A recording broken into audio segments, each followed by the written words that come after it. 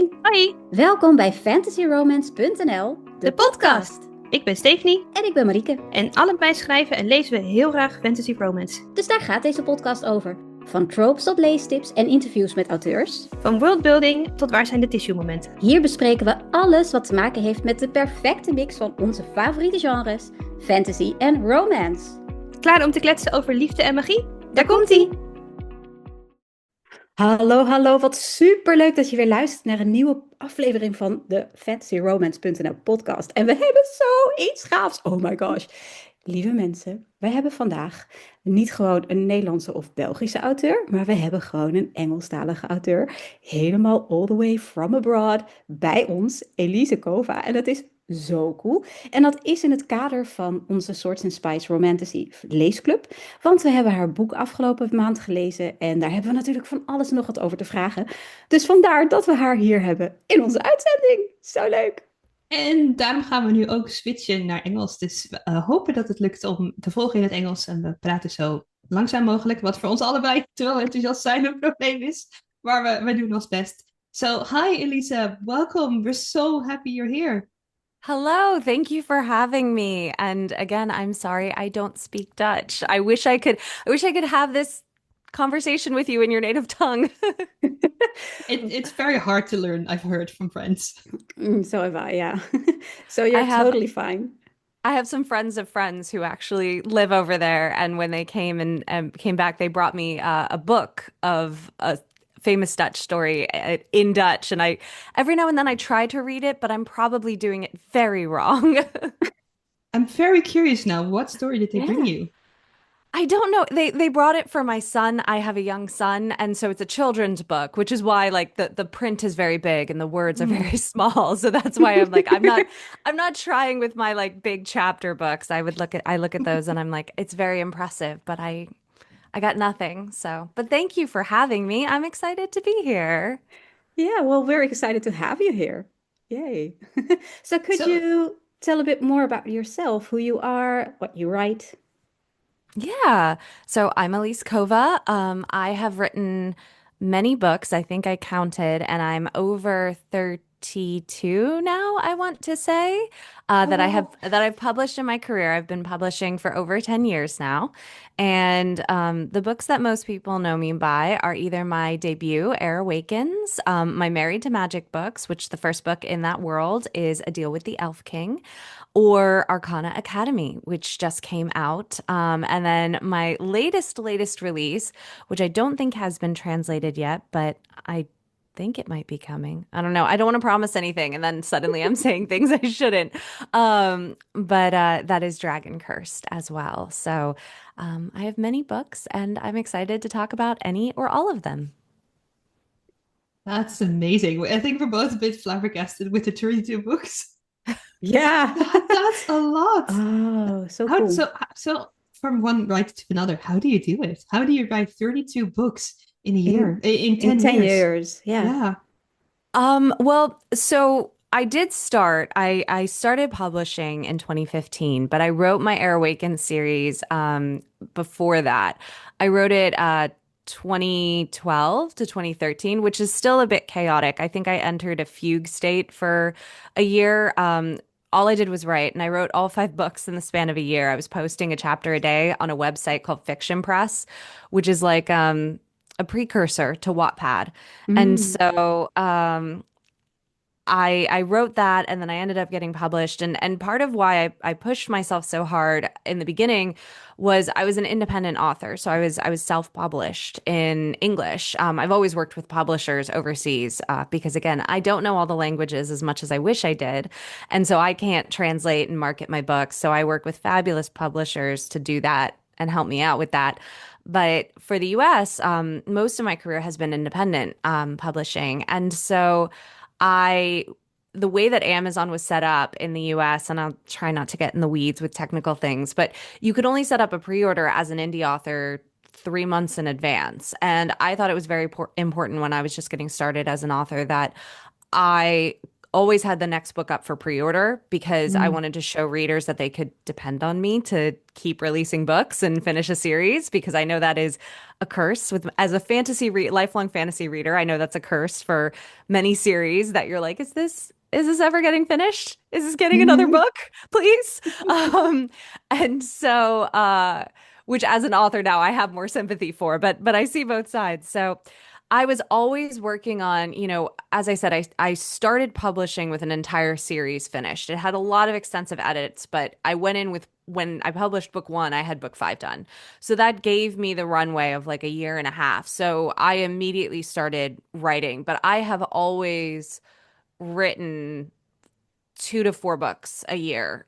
Even if I haven't always published that many in a year, I've usually always been writing behind the scenes. That's amazing. And I think Marieke is doing the same thing as well with her books.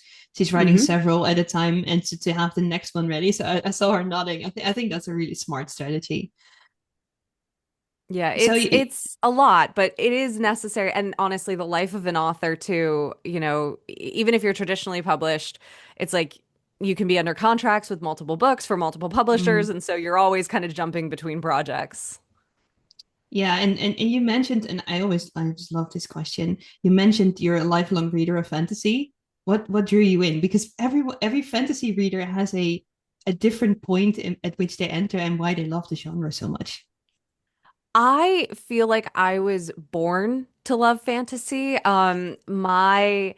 The first chapter book that I ever read was The Lion, the Witch, and the Wardrobe with my parents. And I mean, my our first Wi-Fi password growing up was Gandalf because my dad was a huge Lord of the Rings fan. So I feel like there was just always fantasy and fantastical elements in my house in one form or another.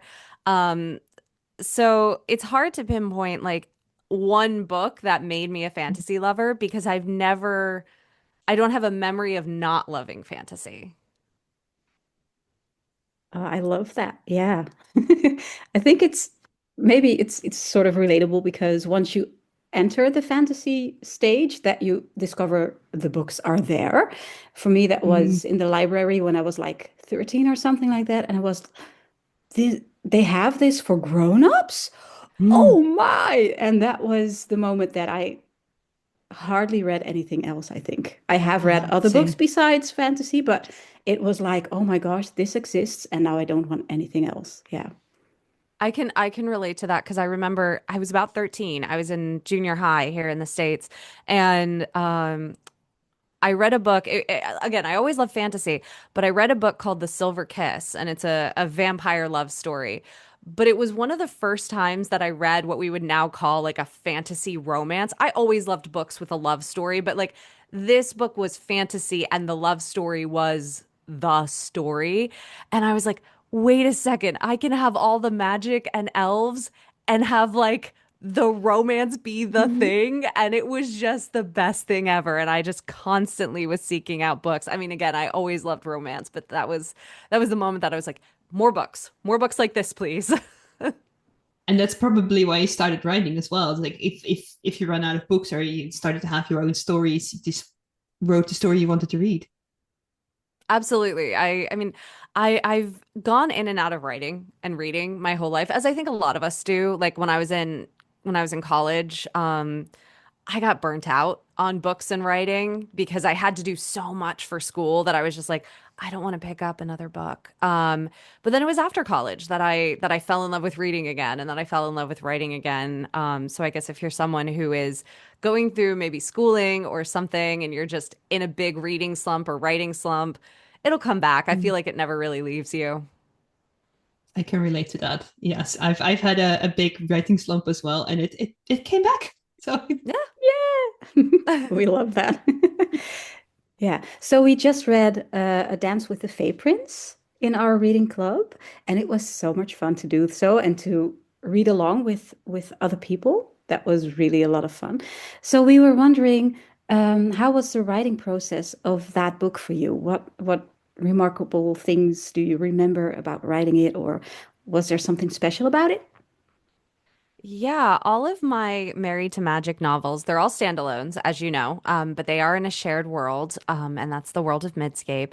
And I wrote A Deal with the Elf King, and as I was writing it, it was the first time I had ever really written a standalone novel. And I was like, I don't know if this is going to get published or not because I just didn't know if it made sense for me and my brand. And as I was writing it, I had all these other ideas for like different characters and species in this world, but I didn't I didn't want to commit to it because I was afraid it wouldn't happen. So writing A Dance with the Fae Prince because A Deal with the Elf King did well enough that I could write more in that world. It was so exciting and I was like, okay, I don't know how many books I'm going to get to write in this world. So I want to write something that I've been wanting to write for a really long time. And I love the myth of Psyche and Eros. And that was a big inspiration for me with that story, along with Cinderella. I just wanted to take this super classic tale of Cinderella and mix it with this Greek myth that I have loved my whole life and kind of combine the two into something that was a little fresh in other ways and a little new and add Faye. And it was such a delight to write. Yeah, I It loved was, it. sorry. No, go ahead. I was going to say I loved reading it. I came late to the party. I did that the reading club was already halfway through the month. I was like, oh, still need to read that book. And I think I read it in 3 days. And I was reading it like this, going around the house making my tea, trying not to trip over the dog. I just couldn't put it down. Well, thank you. That is like, I feel like one of the highest compliments you can pay an author. So thank you. Yeah, yeah, it was. I read it before. So when someone suggested this book for the book club, I was like, yes. And then I get to read it again. And I was the one to sort of lead the Zoom meeting that we had with readers. So I got to talk about it even more. So that was a lot of fun. And we also had the translator who translated your book into Dutch, the publisher Oh, and that's so translator. cool. Yeah, yeah, she's a friend. So that was really cool. And we were wondering, like, what was the motivation for, or the driver behind the story? Was that the romance, or was it the development of Katria's character? What was the driving force, according to you? Um, so I consider my Married to Magic novels to be true romantasy novels. And my distinction, and this is something that everyone sort of has their own definition, but to me, a romantasy novel is a romance novel set in a fantasy world. And so the romance is the plot. There are other things happening, of course, but the romance itself is the driving element of the story and the plot. And my other books I usually consider to be fantasy romances. Like you could take out the romance and the story would still work. But if you take out the romance of any of my Married to Magic books, the story begins to fall apart a little bit. It doesn't quite work the same. So I definitely started by thinking about the romance, but you can't think about a romance without also at the same time thinking about the characters because in a romance you have to have two people who are broken in some way that fix themselves because of the love they find. And I do say fix themselves because I don't like to ascribe too much to like I think it's unhealthy to think like, oh, love is going to fix me. The love of someone else will fix me. Or, you know, it's this other person's job to heal my wounds.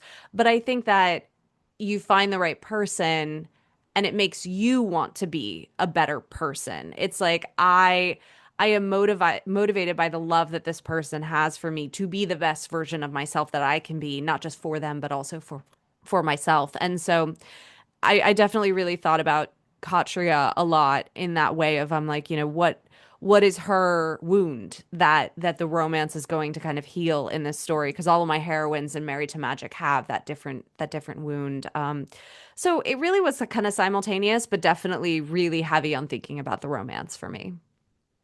Yeah, I love what you're saying because if I look at the characters, there's some point, and I'm going to try to say this without spoiling too much, but in the point where things start to change, where she realizes who he really is, I didn't enjoy him. I was like, you're being a bit of a child right now. But and a certain point more to the end of the story, you see a switch in that where they start more supporting each other instead of trying to go after the thing that they wanted to go after in the first place. And I thought that was a really, really nice transition in terms of when you start to love someone, you want to give them everything, basically. Yeah, and that growth is definitely, I'm glad to hear that it came across on the page because it's something that I definitely wanted to come across. Yeah, it was also interesting that they sort of had like it's not a second chance, but they were sort of growing closer when she wasn't allowed to see him. And that was really like there was tension there, and it was really exciting to learn. I was like, ooh, flipping through the book because I wanted to know what came next. And the moment that she sort of saw him for who he was, and it was revealed that he was Fae and stuff, they sort of had to start all over again, learning to trust each other and getting to know each other and stuff. So that was interesting too. You don't see that a lot. And that was definitely that Psyche and Eros myth inspiration right there.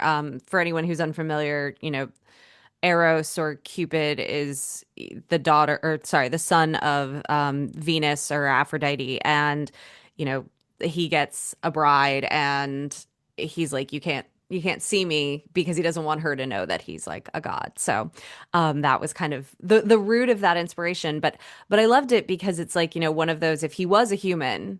They probably would have just very easily fallen in love. Like she would have eventually seen him and they probably would have just come overcome. But because there was a lot of complications, they did have to start from square one, but it still wasn't because they knew that in their hearts they could be drawn to each other, even if there were all these other things that made them go, wait a second. Yeah, that was cool.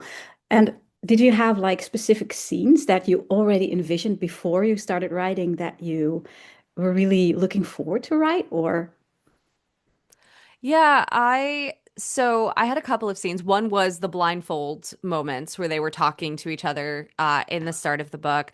I'm going to try and not be to have too many spoilers as we get later in the book. But there is a scene of them dancing and a scene in the festival, and that scene was very clear in my mind because A Dance with the Fae Prince is part of the title. So that's kind of where that scene came from. But I really like the idea of her being a musician and having that be a part of her character as just, part of her roundedness. And probably the other scene that came to me quite early was one of the last scenes of the book. And ugh. It involves finding out Thanks. stuff with the things? rulers. I don't know, things. Stuff at the end. Spoilers that we're not going to Spoilers. share. Yeah, we're finding out Yes, yes. spoilers. Yeah. Yeah, because that's a very big chunk. If you know the spoiler, and we're going to try this to do spoiler free, but if you know that, that drives a lot of the story and it makes a lot of more elements in the story make sense. And that's one of the things that I really think about when I write. I know not everyone rereads books. I don't reread most books I read, if I'm being honest. Um, but one of the things that I always have loved is when you have a book or any story that you get to the end and then you suddenly go, wait a second, I want to start over with that knowledge. And you get a different experience because you know everything that's there. I think that is so cool. And I love to bring that to my stories as much as possible. So, one of the questions readers asked, and I think that's a really nice tie in, which element will never be missing from your stories and why? I mean, that is something that I work on for sure. But I it sounds so cliche to say, but probably romance. I mean, all of my stories have some amount of romance in them. Even the ones with the least romance still have romance. And I think that's one thing to think about with my work is that the romance might ebb and flow as far as the quantity or how much of a focus it is, but I love a love story. And I also think falling in love is part of the human experience, and falling in love and having a deep connection with someone is part of our growth. And I will say I don't just mean romantic love, though I do love a romantic love story. But I try and I have tried to encompass other forms of love in my stories as much as I'm able, from found family and chosen family to actual family and sibling or parent and child love to um the intimate love that can be had of best friends in emotional intimacy. And so I definitely think love is probably something that will always be a big factor in my stories in some way. Yeah. And are there any genres you'd like to try out or write a book in once just because the genre is not your normal genre, but something you just want to do? Yes, I actually have a contemporary romance that I have written that is just sitting on my computer waiting for the right moment. I would also really, I love Lovecraftian, like H.P. Lovecraft Mm. horror, like cosmic horror. That's just a personal fascination of mine. And I think I would love one day to write a true horror story. Um, I don't know if or when I'll ever do it, but that would be fun. It would be fun because we tried to do a roundup for Halloween to come up with romance horror novels, and we couldn't. So if you say romance will never be missing, please let us know when it comes out Yeah. so we can add that to the list. Yeah, yeah, for sure. I have no idea when that would happen, but every now and then I'll like go to my editors and my agents and I'll be like, strange cosmic horror novel? And they're like, maybe not the right time. And I'm like, okay. And I just put it back on my shelf to wait. Oh, yeah. Yeah. Perfect time for everything, but sometimes the wait is so long. It is. It is. Did it feel like that for you? Because you said you were an self-published author. Did it feel like for things to take off, did it feel like a long wait for you? I got really lucky out the gate, and Air Awakens, my debut, did way better than it had any right to do. And, I think that highlights that there is an element of publishing always that is luck.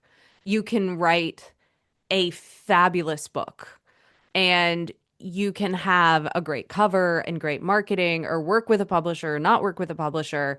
And, you can do everything right and still have a book not take off the way that it probably should. And you can, just sort of not to say I didn't work hard on it. I did. I had editors that I worked with. I found a fabulous illustrator for the cover. Like I tried to do everything right.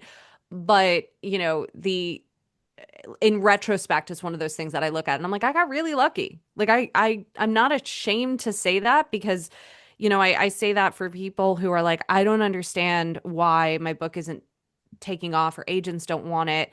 And sometimes it's just luck at the end of the day. But what I am oddly grateful for is, my career, because I am 10 years into it, my career has kind of been high and low. And it really highlights for me just like how publishing is, you can't take anything for granted. Nothing is guaranteed in publishing. And it is one of those things where it's like sometimes you do have to wait. Even if you're like, "Oh, I had this success. Why isn't it here?" Because sometimes it just doesn't come. And sometimes it is just luck and sometimes it is you. Like I look at choices that I made on different books and different projects and I'm like, "Yeah, I get it. I get why that didn't maybe do as well as I would have hoped." And you just learn and you move on. Yeah, that sort of segues into another question that came up is how have you changed as a writer over this last 10 years? What sort of growth have you seen in yourself? Oh gosh, so much. I always say my next book or my best book is my next book because I'm constantly trying to improve. I'm much more mindful, I would say, as a writer. Um, Not just of story craft, but of course that. But also just themes that I include in my books and the ways that I try to approach them. And I'm far from perfect. But I try and be very mindful of like, am I including this character and what is their story? And am I the right person to tell that story? Or do I feel like I can tell that story well? So, there's that. There is a technical level of writing of I understand a midpoint much better now. I highlight that specifically because I feel like that's one of those things that when I speak with new authors, I'm like, you don't understand what a midpoint is supposed to do. 9 out of 10 times. Like every now and then I'll talk with someone who gets it and I'm like, you're amazing and you're far better than I was at your point in my writing journey. But there are those things of how story works that you just start to wrap your head around a lot more. Yeah, I think we've been talking a lot about the three act story structure and the midpoint as well together. Mm-hmm. And it's as soon as that clicks, the story makes a lot more sense, and you can see it in movies and books the way it unfolds. And I've seen trilogies get the midpoint very very wrong, so the middle book is not great. So to say. Yeah, no, and that's what I tell people all the time is I'm like, if you're writing a trilogy, you have to understand the midpoint because book two is your midpoint of the overall trilogy. And, I think one thing that really helped for me that really made it click, honestly, in the past like 2 years, this explanation came to me from someone is you think of it as a 3 act structure, but really it's four. And Mm-hmm. so you have act one, act two, act three. So that's the 3 acts. But the reason why I say it's four is act two is really split. It's act 2A and act 2B. And even though Mm-hmm. they're in the same act, they're split by the midpoint. Even though they're in the same act 2A and act 2B are very functionally different narratively. And the second, like, I started thinking about it that way, it was just like, that's what really made it click for me. Mm. Yeah, I love that. Did you also read a lot of books to study that, to see how that worked, to get get to grips with that more? I wish I could say yes. I I wish I could be like, yeah, I studied and I think I'm one of those people. I've always been a kinetic learner. I've always had to get my hands dirty to really like Mm. understand something. And so I think it's one of those, yeah, I've read craft books. One I recommend to people is Save the Cat Writes a Novel. I think that book does a Mm. really good job of breaking down like how story structure works. So I've consumed craft books, and I have in recent years, I've tried to be, since becoming an author, a lot more focused on if I'm reading a story and I'm like, this isn't working. Why isn't it working? Why do I feel like it's not working? Or why isn't it working for me? And I've tried to be more attentive, but sometimes I think it's like a lot of writing my own book and having really fabulous editors say, this isn't working. And then going, oh, I get it. I get it because I'm doing it. Mm. Yeah. Mm-hmm. So one of the questions we got as well was, how do you combine writing books for yourself and maintaining your own writing style while reading stories by others? I think that ties in really well. It can be hard. And for a long time, I would try not to read in my genre if I was actively drafting. Editing, I'd be less worried, but if I was actively drafting, I'd try not to read in my genre. But the problem that I ran into is because I was drafting so often, is then I started to read less and less and less and less, which is not great because one of the things you should be doing as an author is reading. And, I think that sort of where I've come down to it is that there is always that fear I think most authors have of subconsciously plagiarizing something like you aren't thinking about it but it just comes onto the page and it happens. And I'm not saying that's an unreasonable fear, but I also think that what makes a story is the person telling it.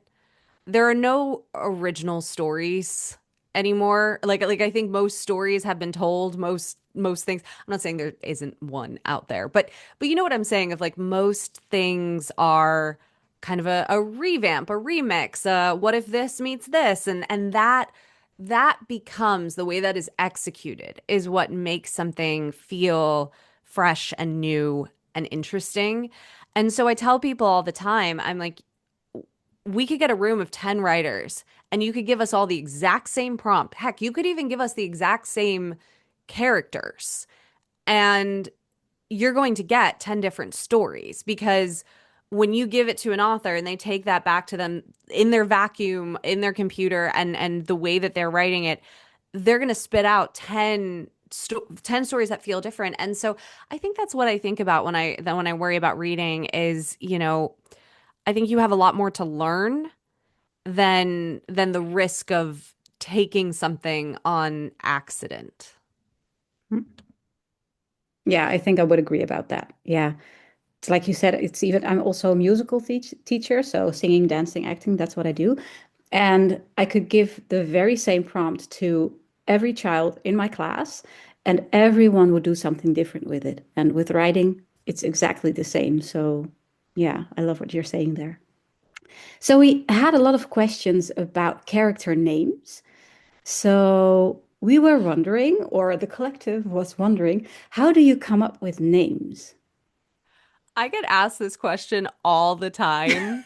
And I don't know if it's just a standard question to ask fantasy authors or if it's just because my naming conventions are so chaotic.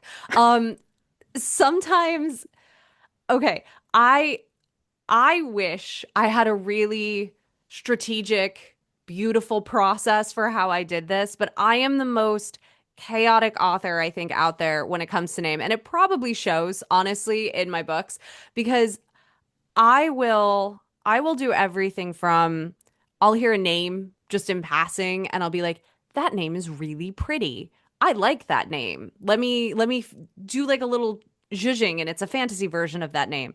I will I am especially lucky with that just as an aside because I do have the good fortune or I have had the good fortune of traveling so much in my life and for my work that I get to also hear names from all across the world that are like, oh, that's an interesting name. I love it. So that's one way.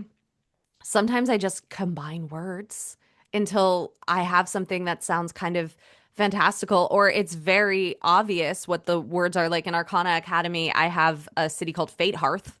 Those are just two English words mushed together because fate, fortune telling, fantasy, and hearth, home, city thing, whoosh. Um, I have smashed my keyboard until I just have strings of random letters and then I just look at them until names appear. Um, I have sometimes the name just comes to me. Like Luella, it from A Deal with the Elf King was actually inspired by Cinderella because I wanted that like fairy tale-esque name. But the problem was that Cinderella wasn't the inspiration for that book. And then I wrote a Cinderella inspired book and I'm like, damn it. Um, so, there's that like Eldos. Eldos was a name that just poof out of the blue in my brain. I couldn't tell you where it came from. And then sometimes I can't think of a name at all, and I have literally just put Jim as a name or something super basic and random like Bob. And just written with that and can find replace at the end, which is why sometimes I'll talk about characters and I have to be like, what was actually published? Like I don't remember like what name actually got put in because when I was drafting so long with a temporary name that I'm just like, well, the male main character is named Bob in this story. And I'm just like, he's not though. What did I name him? But then that's also why like in my Air Awakens book, which is my debut, so it was even more of a mess, you have Vala and Aldrich and Fritznangle, and then you have Craig. So I wish I had. I think that the best advice I have when it comes to names is don't be me. Figure out a process that works for you and don't be me. I love the banging on the keyboard. I was like, oh, I'm gonna adopt that one. Yeah, it happens. Sometimes you do it, you just go on your keyboard and then you have like lines of text and you just kind of stare at it. It's like a word search where you're just like, is there a name in there? I love that. Yeah. Have you ever had like that you named the character and then you were sort of developing the character and he was in the story and you were like, but this is not the right name. I have to change this. So not from something like Bob, but from a name you already thought of? Yes, but it's usually because like I usually run into a problem where I'm like, apparently my brain was on this letter and I now have 3 characters that all have names that start with A that are major characters. And then you're like, this is going to get so confusing for readers. It's going to be so hard for people to remember who's who. So then I have to change it. That's usually the reason if I do. But usually when I decide on a name, like that is the name. I can relate to that. I did that once with my main character and his horse, and I was writing. It's like, wait a second, those names are very similar. Maybe not go there. It can get so confusing, especially in fantasy where you have all these fantastical names. Yeah, and readers don't know how to pronounce them. Yeah. And they're not real. I always tell readers, they're like, I'm probably pronouncing his name wrong. And I'm like, his name is made up and the world isn't real. So pronounce it however you want. He's not going to get mad. How wouldn't that be cool if we just came out of the book sword swinging like wrong name? I know if that was how it worked, I know a lot of book girlies that would start mispronouncing their favorite book boyfriends' names just to have them come out of the book. Oh, I want a book where some magic can do that. That would be so much fun to have like That book would be girlies fun. create their own boyfriends and have them come alive. Oh my gosh, that would be so much fun. It would be. So, what is your own favorite book that you've ever read or series? Oh, that's such a hard question. Um, so I think of a book by the first book that always comes to mind with this question is a book by Dave Duncan. Um, it's the series is called A Man of His Word. The first book is Magic Casement. And the reason why I say this one is really nostalgia for me because I was going through a really hard time in high school and I had a drama teacher who kind of saw it and was basically like, from what I know about you and what you love, you would enjoy this book. Like you would just and like you ever have that book that you're like, not to be dramatic, but it saved me. That's kind of how I felt about this book. I haven't gone back and reread it, I'll be honest, so I don't know how it holds up under modern reading because it is an older book. Um, but that one comes to mind. And then a more modern book that always comes to mind was Naomi Novik's Uprooted. Um, I think that is a fabulous book from the first page to the last. It is one of the first books that in a long time that I finished and then immediately turned around and went, I need to read that again. And just Mm. flipped back to page 1 and started all over again. And it was part of what inspired me to try and write my own standalone. It is, if you haven't read that book, please go read it. It's fantastic. Yeah, I can vouch for that. Yeah. I love it I'll as have to well. add it to. I have to add it to my list. I haven't read it yet. Enjoy. It's so good. Yeah, you still have that. It's the first time you read it ahead of you. That's so cool. I will report back. Please do. Perfect. Is there anything that you never get asked that you would like us to ask you?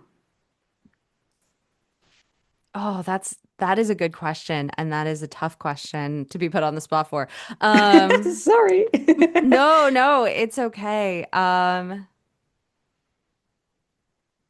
You know, I think it's not necessarily a question to be asked, but it's maybe more just something that I would like to just say to readers, I guess, which is I am I am a big proponent of DNFing, which in English, the English slang is did not finish. So basically, you start a book and you don't read it to the end.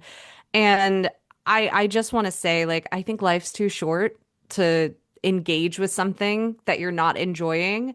And, not every book is for everyone, and that's okay. Like, I have picked up books that I start reading and I go, I can critically, as an author, say that this book is fantastic. I can see why everyone recommended this book to me. I can see in the prose, I can see in how the author is weaving the story.